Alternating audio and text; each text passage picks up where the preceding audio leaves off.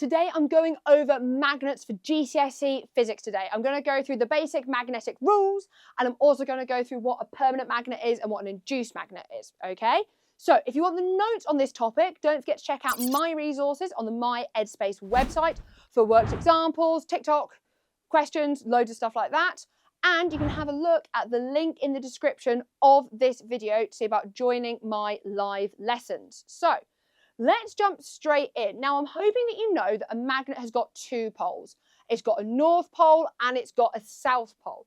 Now, you're going to talk more about like magnetic field lines and strength and stuff like that in my next video. But all you need to know at the moment is that where we've got the poles, that's where the magnetic force is strongest, okay?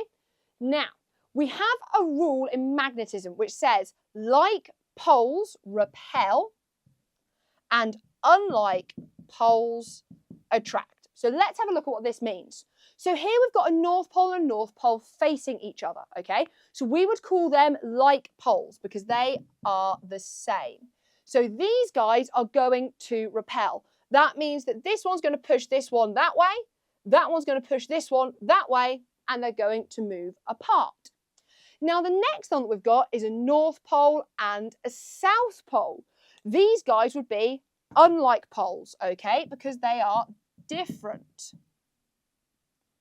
So these guys are going to attract. The north pole will attract the south pole will attract the north pole, and they're going to move together. The only other combination that I can have is if I've got a south pole and a south pole facing each other.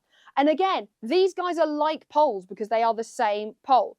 So that pole will repel this one, that pole will repel this one, and they are again going to move apart.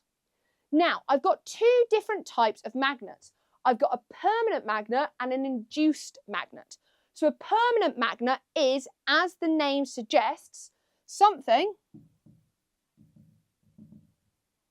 that always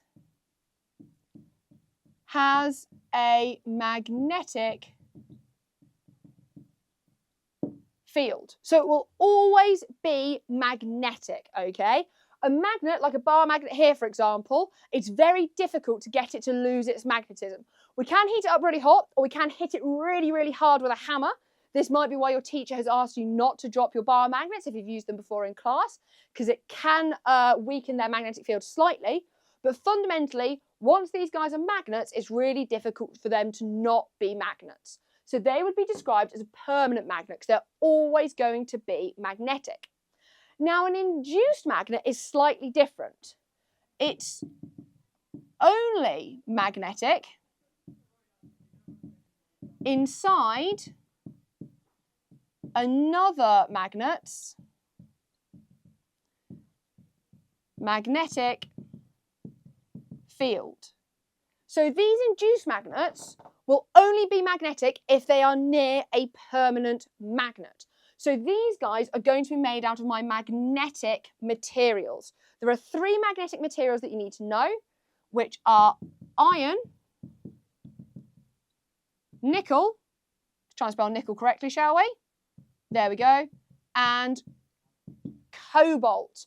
A really common misconception is that copper and aluminium are magnetic. They are not, okay?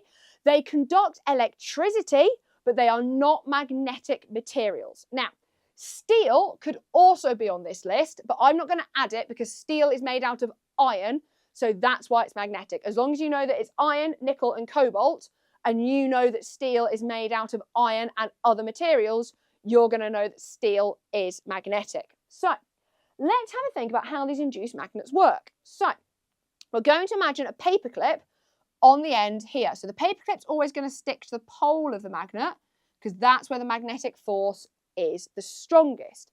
Paperclips are normally made out of iron, so they can be attracted by a permanent magnet. They are induced magnets. For this end of my paperclip to attract to this north end here, I must have induced a south pole in the top of the paperclip here. So it means that this end must be a north. If I then stick another paperclip on, that would be a south, this would be a north, because remember, we've got to have Unlike poles, they've got to be different to attract. Now we're going to imagine that I'm going to take these paper clips off this end, pick them up, and put them on the south end. Now they're still going to attract because magnetic materials can only ever be attractive, okay? Induced magnets can only ever be attractive. They cannot be repulsive. You've never seen a fridge magnet repel from a fridge, have you? They always stick on to the fridge. So, if I were to take these paper clips off and move them, I would induce now, because this is a south pole, I'm going to induce a north at the top end of this paper clip. So that would be a south. So if I stick the second one back on, that would be a north, and that would be a south. And this is how induced magnets work. I really hope you found this video useful. Don't forget to check out my resources on the My EdSpace website if you want the notes on this topic or you want any more information about any of your GCSE topics. You can check out the link in the description of this video to have a look at joining my live lessons. And whilst you're there, don't forget to subscribe to this channel. I'll see you soon. Take care.